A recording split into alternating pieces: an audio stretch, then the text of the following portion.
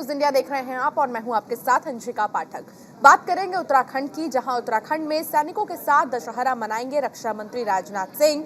करीब 4:30 बजे jolly grant airport पहुंचेंगे।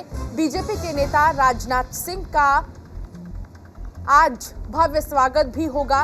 तमाम जो कार्यकर्ता और नेता हैं उत्तराखंड में भारतीय जनता पार्टी के, वो राजनाथ सिंह का स्वागत करेंगे। रक्षा मंत्रालय के निजी कार्यक्रम में भी वो शामिल होंगे। तो निजी कार्यक्रम में भी रक्षा मंत्रालय के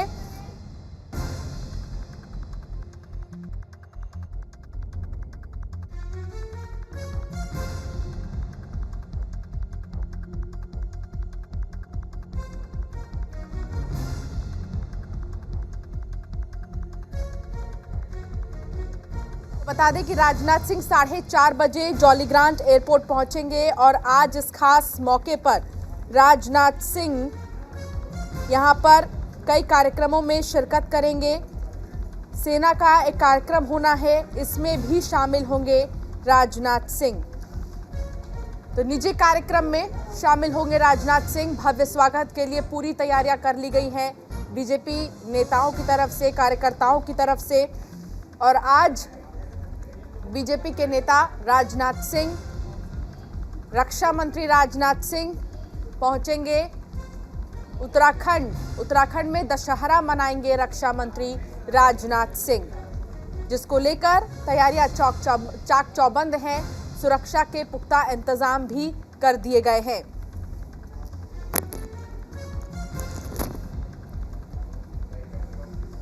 तो बीजेपी के नेता राजनाथ सिंह का स्वागत करेंगे। रक्षा मंत्रालय के एक निजी कार्यक्रम में भी राजनाथ सिंह को शामिल होना है। उत्तराखंड में दशहरा मनाएंगे रक्षा मंत्री राजनाथ सिंह और 4:30 बजे करीब राजनाथ सिंह पहुंचेंगे जॉली ग्रांट एयरपोर्ट।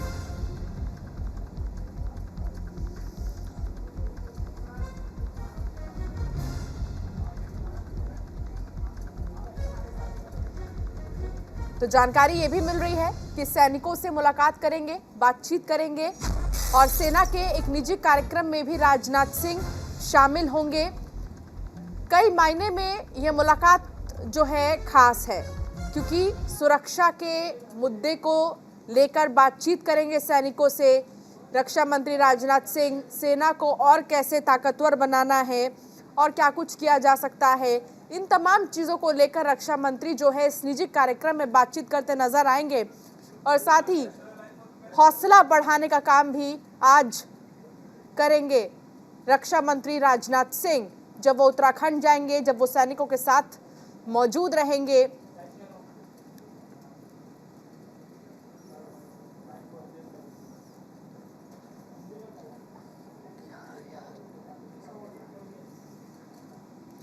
तो 4:30 बजे करीब जॉली ग्रांट एयरपोर्ट पहुंचेंगे राजनाथ सिंह।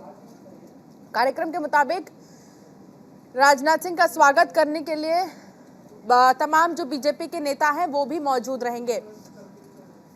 हितेश त्यागी मेरे सहयोगी मेरे साथ जुड़ गए हैं। हितेश, क्या जानकारी मिल रही है राजनाथ सिंह के दौरे को लेकर, क्योंकि इस दौरे को बहुत खास माना जा रहा है। एक तो दशहरा पर्व को लेकर भी खास माना जा रहा है, तो दूसरी तरफ जो वो सैनिकों के साथ में मुलाकात करेंगे, एक जो निजी कार्यक्रम है सैनिकों का, उसको भी बहुत खास माना जा रहा है। विस्तार से बताएं इस मुलाकात के मायने सैनिकों के साथ के और दौरे के भी।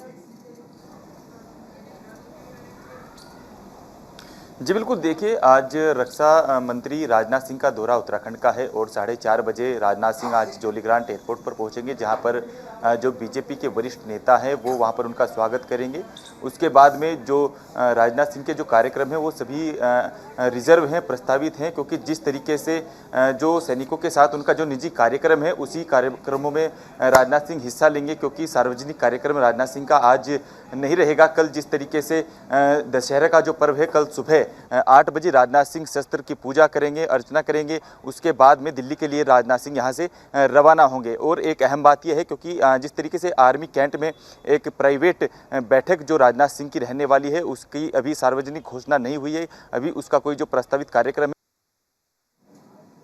ठीक है हितेश, बने रहिए आप हमारे साथ, आगे भी आपसे जानकारी लेंगे। उत्तराखंड में भारी बारिश का रेड अलर्ट जारी किया गया है। कुमाऊं मंडल में भारी बारिश की आशंका जाहिर की गई है। मौसम विभाग ने 5 अक्टूबर से अलर्ट जारी कर दिया है। कुमाऊं के लिए ऑरेंज अलर्ट जारी किया गया है, यानी कि आप समझ सकते हैं कि जो भारी बारिश है, भारी बारिश का अलर्ट उत्तराखंड में जारी किया गया है। सबसे बड़ी बात, कुमाऊं मंडल में भारी बारिश का जो अलर्ट है वो जारी किया गया है। मौसम विभाग ने 5 अक्टूबर से ये अलर्ट जारी किया है। कुमाऊं के लिए ऑरेंज अलर्ट जारी किया गया है। तो कुमाऊं के लिए ऑरेंज अलर्ट जारी किया गया है। कुमाऊं मंडल में भारी बारिश की आशंका है।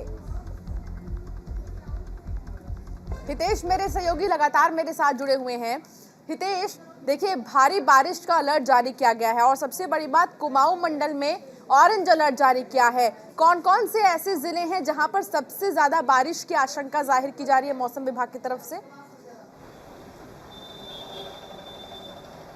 जी बिल्कुल, देखिए मौसम विभाग द्वारा कुमाऊं मंडल में जिस तरीके से ऑरेंज अलर्ट जारी किया गया है, तो अगर हम कुमाऊं मंडल की बात करें, नैनीताल है, पिथौरागढ़ है, धारचूला है, ये 3 क्षेत्र ऐसे जहां पर अभी भारी बारिश की आशंका है, क्योंकि लगातार जिस तरीके से आपदा प्रबंधन है वो लगातार यहां पर अपनी नज़रें बनाए हुए हैं। वहां पर जो SDRF और NDRF की टीम है वो दोबारा वहां पर भेज दी गई है, क्योंकि वहां पर भूस्खलन की घटनाएं ज़्यादा देखने को मिलती है। इसी लिहाज से वहां पर आपदा प्रबंधन भी अपनी नज़रें वहां पर लगातार बनाए हुए है। जी जिस तरीके से मौसम विभाग ने अनुमान जारी किया है कि लगभग 5 अक्टूबर से यहां पर भारी बारिश हो सकती है, और अगर इस मौसम की बात की जाए तो इसी मौसम में अक्टूबर में, सितंबर में, नवंबर तक लोग आना जाना करते हैं पहाड़ों पर, खास तौर पर क्योंकि यहाँ के मौसम का लोग लुत्फ उठाने जाते हैं। तो ऐसे में क्या जो लोग उत्तराखंड की ओर जा रहे हैं उनके लिए भी कोई स्पेशल प्रोटोकॉल बनाया गया है? जी बिल्कुल, देखिए मानसून अभी जाने को है और 4 धाम की जो यात्रा है वो लगातार चल रही है। पर्यटकों का एक बार फिर जो तांता है वो लगना शुरू हो गया है। उसी के लिहाज से जो उत्तराखंड सरकार है, उत्तराखंड सरकार ने यहाँ के लिए एक रोड मैप तैयार किया है, क्योंकि जो पर्यटक हैं उनके लिए जो अलग जो नेशनल हाईवेज है वहाँ पर भी उनके लिए शिविरों का आयोजन वहाँ पर किया गया है, क्योंकि जिस तरीके से मानसून यहाँ पर अभी जाने को है और लगातार जो बारिश की जो आशंकाएं वो बन रही हैं और लगातार भूस्खलन की घटनाएं भी उत्तराखंड में देखने को मिल रही है, तो उसी के लिहाज से यहाँ पर जो शिविर हैं वो भी वहाँ पर हैं और ITBP का जो एक टुकड़ी है वो यहाँ पर उत्तराखंड सरकार ने बढ़ाई है। जी चलिए ठीक है, बने रहिए हितेश, आगे भी आपसे जानकारी लेते रहेंगे। तो मुख्यमंत्री पुष्कर सिंह धामी ने शारदीय नवरात्र की नवमी के पावन अवसर पर मुख्यमंत्री आवास में विधि विधान से कन्या पूजन किया है। उन्होंने 9 दुर्गा की प्रतीक 9 कन्याओं को भोजन कराया है। साथ ही मुख्यमंत्री ने प्रदेशवासियों की सुख समृद्धि की कामना भी की है।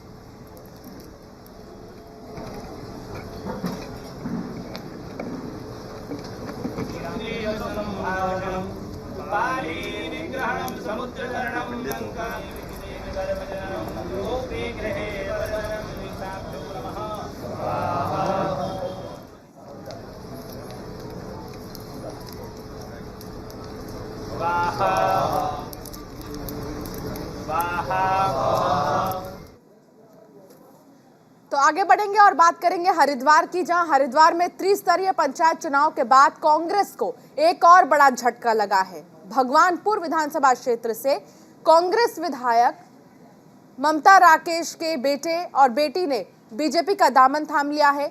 वहीं कई अन्य विजय प्रत्याशी भी बीजेपी में शामिल हुए हैं। इन सभी लोगों को बीजेपी प्रदेश अध्यक्ष महेंद्र और सांसद रमेश पोखरियाल निशंक ने बीजेपी की सदस्यता दिलाई है। तो वहीं ममता राकेश का कहना है कि उनके बेटे बेटी भले ही बीजेपी में चले गए हों, पर वो कांग्रेस पार्टी में रहेंगी और किसी दूसरी पार्टी में जाने का उनका कोई विचार नहीं है।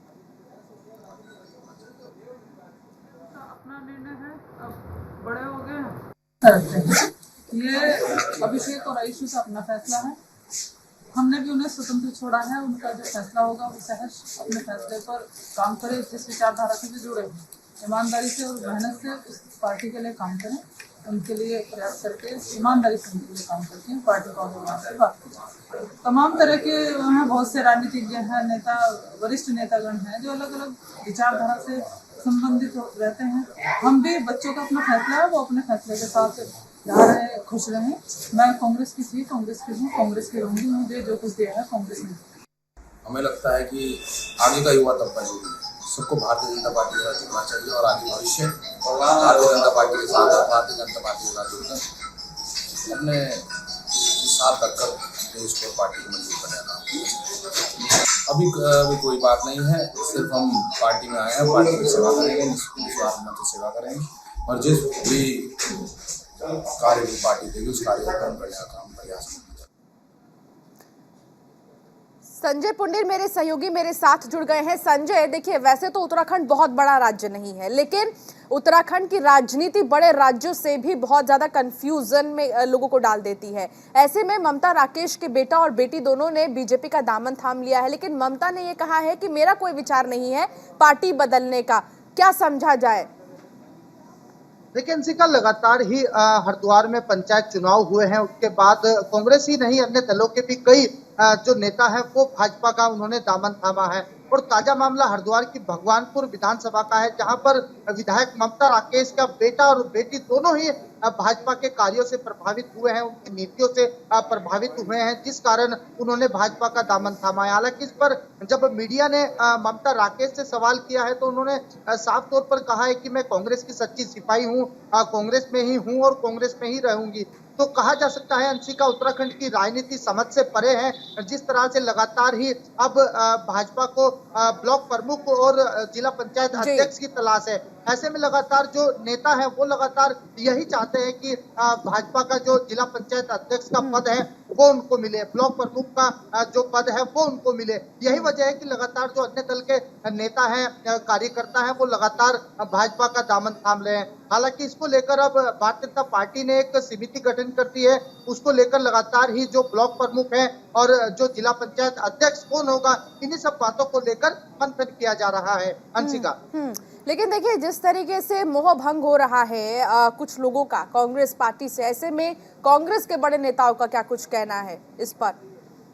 देखिए अंशिका, पहले बता दें आपको, जिस तरह विधानसभा चुनाव में कांग्रेस की हार हुई है, हालांकि जो कांग्रेस की गुटबाजी और आपसी कलह की राजनीति है वो बिल्कुल समझ से परे है। और यही वजह है कि जब हम अब लगातार कांग्रेस के नेताओं से बात करते हैं तो वो साफ तौर पर यही कहते हैं कि जो ममता राकेश है वो कांग्रेस की सच्ची सिपाही है। हालांकि बच्चों का अलग निर्णय है, बच्चे किस तरह से जाते हैं और किस पार्टी का दामन थामते हैं। तो साफ कहा जा सकता है अंशिका, किस इन सब बातों को कहने से लगातार जो कांग्रेस के नेता है वो पूरी तरह बच रहे हैं अंशिका। चलिए, बहुत शुक्रिया संजय इस तमाम जानकारी के लिए।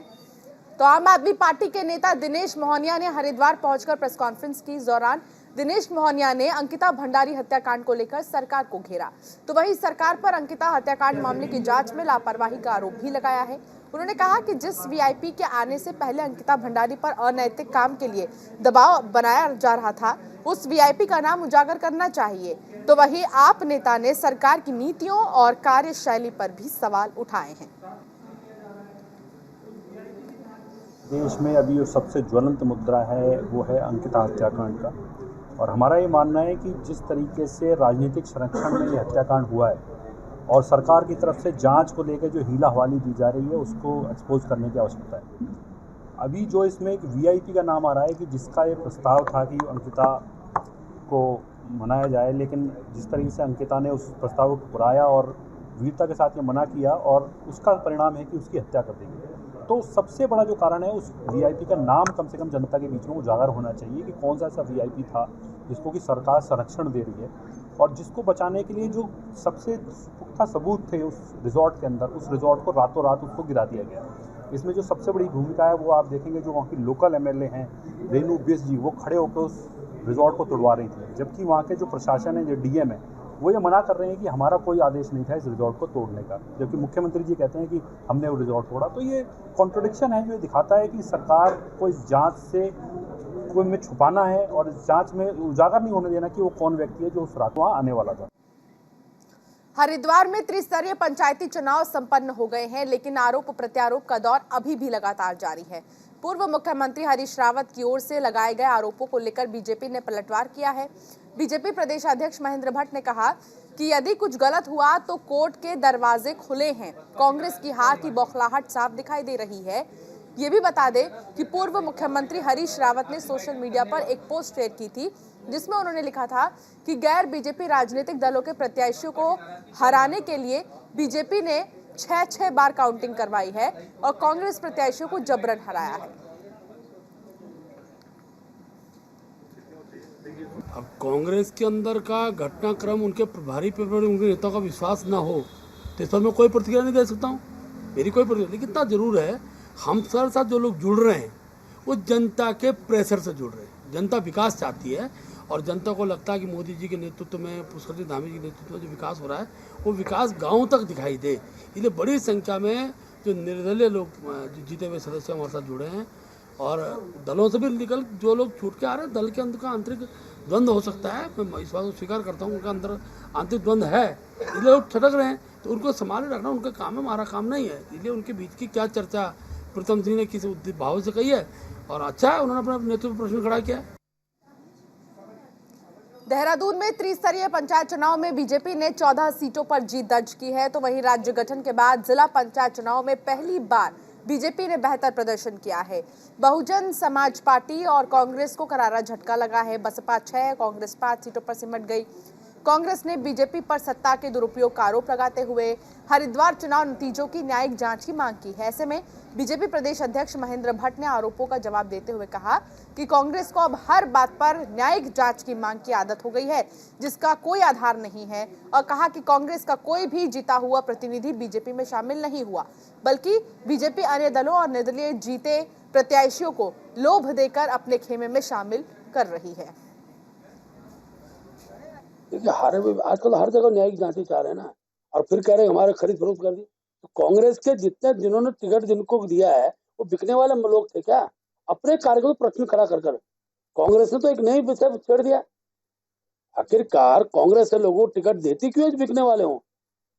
मैं आज कह सकता हूं कि भारतीय जनता पार्टी ने किसी व्यक्ति से कोई बातचीत, जनता का जो प्रेशर उनके ऊपर नहीं, कोई मोहभंग नहीं हुआ कांग्रेस से। भारतीय जनता पार्टी धनबल का उपयोग कर रही है, सत्ता का दुरुपयोग कर रही है, इनकम टैक्स ईडी की धमकी दे रही है, तो लोगों ने जाना ही है, जरा धमका करे जा रही है। कौन आदमी गया? हमारा तो कांग्रेस का तो कोई आदमी नहीं गया। जाए अधिकांश मेंबर 4 मेंबर जीत के आए, 4 के 4 हमारे साथ है। लेकिन भाजपा निर्दलियों को, दूसरे बसपा के लोगों को तमाम तरह की धमकी देकर अपनी तरफ ले जा रही है। और हरिद्वार में जो पंचायत चुनाव हुआ, हमारा यह आरोप है कि सरकार ने सत्ता का दुरुपयोग किया और सत्ता का नंगा नाच वहां पर नाचा गया और धनबल का दुरुपयोग किया गया है, ये हमारा आरोप। तो वहीं देहरादून में सड़कों की बदहाली के खिलाफ कांग्रेस प्रदेश उपाध्यक्ष सूर्यकांत धस्माना की अगुवाई में कांग्रेस कार्यकर्ताओं ने पीडब्ल्यूडी विभाग के कार्यालय पर प्रदर्शन किया और सड़कों की बदहाल हालत को लेकर रोष जताया है। वहीं धस्माना ने कहा कि ध्वस्त पड़ी सड़कों का पुनर्निर्माण नहीं हो रहा है। शहर के कई इलाके ऐसे में जहां सड़कों की सुध नहीं ली जा रही है। राजधानी की सड़कों का ये हाल है तो प्रदेश के बाकी इलाकों के हालत की कल्पना की जा सकती है। ऐसे में धस्माना ने कहा कि विभागों और अधिकारियों का रुख अगर नहीं सुधरा तो आंदोलन तेज किया जाएगा। हमारा हृदय घंटाघर से लेकर के आप पूरे राजपुर चले जाएं, घंटाघर से लेकर के आप पूरे दर्शन लाल चौक होते हुए गांधी रोड, इनामुल्ला बिल्डिंग से होते हुए सहारनपुर चौक से लाल पुल और उसके बाद जीएमएस रोड, उसके बाद सारी आंतरिक सड़कें आप अंदर चले जाएं, महानगर के क्षेत्रों में आंतरिक सड़कों में चले जाएं, आप मुख्य मार्गों में चले जाएं, सारे मार्ग ध्वस्त पड़े हैं। डबल इंजन की सरकार है, पिछले 6 सालों से सरकार है, ऐसा भी नहीं है कि कोई नई सरकार आई हो। सारे शहर में, महानगर में हालत सड़कों का खराब है। कोई एजेंसी, ऐसा लग रहा है कि सबको लकवा मार गया, ऐसा लग रहा है कि जैसे पैरालिसिस हो गया हो, कुछ इनके अंदर है ही नहीं, तो काम नहीं कर रहे हैं। तो आज हम आए हैं विभागाध्यक्ष के पास, कहने आए हैं, घेराव करने आए हैं। अगर नहीं मानेंगे तो ये घेराव अनिश्चितकालीन में धरने पे बैठ जाऊंगा। हितेश त्यागी मेरे सहयोगी मेरे साथ जुड़ गए हैं। हितेश, देखिए धस्माना ने ये आरोप लगाया है कि सड़कों की स्थिति बदहाल है उत्तराखंड में और अगर सड़कें ठीक नहीं की जाएंगी तो आंदोलन किया जाएगा। क्या ये प्रोटेस्ट अब भी जारी है? जी बिल्कुल स्वाभाविक सी बात है, जब से स्मार्ट सिटी का कार्य राजधानी देहरादून में शुरू हुआ है तो कहीं ना कहीं जो सड़कें हैं वो गड्ढों में तब्दील हो गई है। पता नहीं चलता है कि आखिरकार सड़कें हैं या गड्ढे हैं, क्योंकि जिस तरीके से सड़कें धूल फांक रही हैं तो उससे कहीं ना कहीं आम जन को भी दिक्कतों का सामना करना पड़ रहा है। और जिस तरीके से कांग्रेस पार्टी लगातार बीजेपी सरकार पर हमलावर है, क्योंकि स्मार्ट सिटी के कार्यों को लेकर सत्तासीन विधायक जो राजपुर के खजान दास, उन्होंने भी साफ तौर पर धरना देने की बात कही थी, क्योंकि उनके भी मनमुटाव जिस तरीके से चला था उसको भी मुख्यमंत्री पुष्कर सिंह धामी ने मना लिया था। हालांकि जिस तरीके से अब कांग्रेस के जो नेता हैं सूर्यकांत धस्माना, उन्होंने अब मोर्चा खोल दिया है, क्योंकि स्मार्ट सिटी के कार्यों में जिस तरह से लेट लतीफी हुई है, जिस तरह से बंदर बाट हुआ है, तो उसको लेकर कांग्रेस पार्टी बीजेपी पर हमलावर है। जी आप बिल्कुल ठीक कह रहे हैं कि लगातार जो कांग्रेस है वो बीजेपी पर हमलावर है और सड़कों को लेकर अब कहना है धस्माना का कि आंदोलन करेंगे अगर ठीक नहीं हुई सड़कें तो। बहुत शुक्रिया हितेश इस तमाम जानकारी के लिए। अंकिता हत्याकांड को लेकर लगातार सियासत गरमाई हुई है, लोगों का धरना प्रदर्शन जारी है। इसी बीच बद्रीनाथ से विधायक राजेंद्र भंडारी ने धामी सरकार पर सवाल खड़े किए हैं। इसके साथ ही पौड़ी से बीजेपी विधायकों पर जमकर हमला बोला है। राजेंद्र सिंह भंडारी ने कहा कि सरकार साक्ष्यों को छुपाना चाहती है ताकि दोषियों को सजा न मिल सके। इससे लगता है कि सरकार अपने नेता को बचाना चाहती है। रोजगार की तलाश में इस तरह से अगर रसूखदार लोग अगर हमारी बहनों की गिरेबान तक हाथ डालेंगे तो फिर कौन सहन करेगा। इसलिए भाजपा के अपने गिरेबान में झांकना चाहिए। और भाजपा ने जो ये काम किया है, भाजपा के रसूखदार बाप के बेटे ने, उसके लिए हमारी मांग है कि उसको फांसी की सज़ा मिलनी चाहिए। और फास्ट ट्रैक कोर्ट की जो सुनवाई हो रही है, वो होने की बात हो रही है, उसमें तत्काल मुख्यमंत्री जी का बयान आना चाहिए। और मुख्यमंत्री जी से हम अपेक्षा करते हैं कि इतना गंभीर ये मामला है, और मैं समझता हूँ कि उत्तराखंड में पहली बार इतनी बड़ी घटना हुई है कि एक बेटी के साथ जो है इस तरह से दबाव डाला गया, इस तरह से उसको घर से लाया गया। और फास्ट ट्रैक कोर्ट पर अगर जहाँ सुनवाई होगी तो 1 महीने के अंदर ही इसका निर्णय निकलेगा। निश्चित रूप से फांसी की मांग हम लोग करते हैं। पुष्कर सिंह नेगी मेरे सहयोगी मेरे साथ जुड़ गए हैं। पुष्कर, देखिए अब अंकिता मामले को लेकर लगातार विपक्ष हमलावर है और उनकी तमाम अलग अलग मांगे हैं, लेकिन सबसे बड़ी बात यह है कि परिजनों की जो मांग थी उसको लेकर अब क्या किया जा रहा है, और विपक्ष की जो मांग है क्या उस पर अभी कोई कार्रवाई की जा रही है? बिल्कुल, देखिए अंशिका, सबसे बड़ी बात वही है कि क्या जो प्रियजनों की जो मांग थी या जो पीएम को लेकर जो पोस्टमार्टम की रिपोर्ट थी वो सार्वजनिक अभी तक नहीं हुई है। और अभी तक जो है जिन लोगों को जो है जो आरोपी है उनको भले ही पुलिस रिमांड पे ले लिया गया हो, लेकिन विपक्ष लगातार जो है उत्तराखंड की सरकार पे गंभीर आरोप लगा रहा है कि रिजॉर्ट को तोड़ना, आपका जो है जिस तरह से जो मॉडिफाई किया गया, जो वीआईपी गेस्ट को जिस तरह से खुश करना है, तमाम सारी बातें जो सामने निकल के आ रही हैं। हालांकि मुख्यमंत्री पुष्कर सिंह धामी लगातार जो है इस केस पर जो है अपना नज़र बनाए हुए हैं। और पिछले दिनों आपने देखा होगा कि रेखा आर्या से लेकर धन सिंह रावत से लेकर मुख्यमंत्री पुष्कर सिंह धामी से लेकर यहाँ पे इनके घर पे पहुंचे हुए थे, लेकिन अभी तक जिस तरह से जो पीएम रिपोर्ट है वो सार्वजनिक नहीं हो पाई। तो सबसे बड़ा सवाल विपक्ष वही कर रहा है कि तथ्य छुपाने का जो काम करेगी, कि भाजपा नेता के जिस तरह से जिक्र राजेंद्र भंडारी ने भी किया है, और विपक्ष के जितने भी दल हैं, चाहे वो कांग्रेस हो, चाहे वो यूकेडी हो, चाहे वो आम आदमी पार्टी हो, लगातार जो है। ठीक है पुष्कर, बहुत शुक्रिया इस तमाम जानकारी के लिए। और फिलहाल इस बुलेटिन में इतना ही, लेकिन खबरों का सिलसिला न्यूज़ इंडिया पर लगातार जारी है।